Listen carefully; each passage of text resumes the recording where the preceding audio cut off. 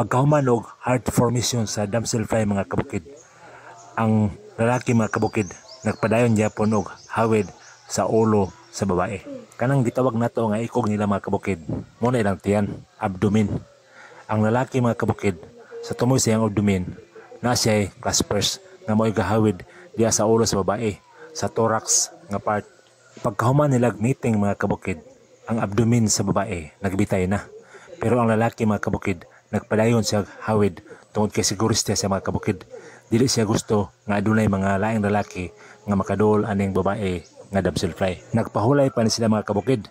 Taas-taas ko dilang pagpahulay mga kabukid. Kaysa pag video na ko ani mga kabukid, niabot og 6 minutes, wa pa gid sila mihawa diri nga area mga kabukid. Nag-prepare na sila mga kabukid kung asa ang nindot nga site butangan sa itlog. Nilupad na din sila mga kabukid. Sa ilang paglupad mga kabukid, ang lalaki naghawid pagyapon sa ulo sa babae. Nangita sila area nga maitlogan mga kabukid. Og diri dapit nga area mga kabukid, nakita nila nga mao ni ang haom nga butangan sa ilang itlog. Nag-abot ang duha ka magtiayon nga damselfly mga kabukid. Pagkahuman og hardship aning damselfly mga kabukid, diretso ra na sila mangitlog.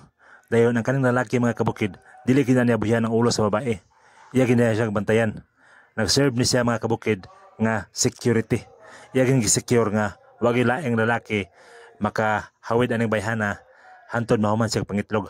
Kaning pagpangitlog nila mga kabukid, gitawag ni siya oviposition. Sa tumoy sa abdomen sa babae mga kabukid, nanay gitawag nga ovipositor. Kanang ovipositor nila mga kabukid, mo na siyang muhiwa sa mga tissues sa mga tanom diya sa ilalom sa tubig og ilang ibutang ang ilahang itlog.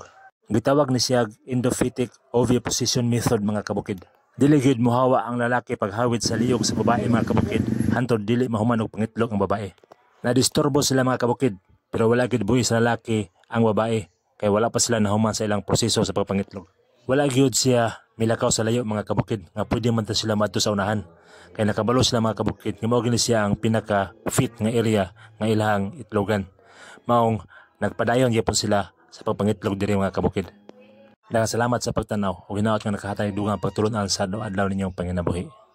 Bye-bye.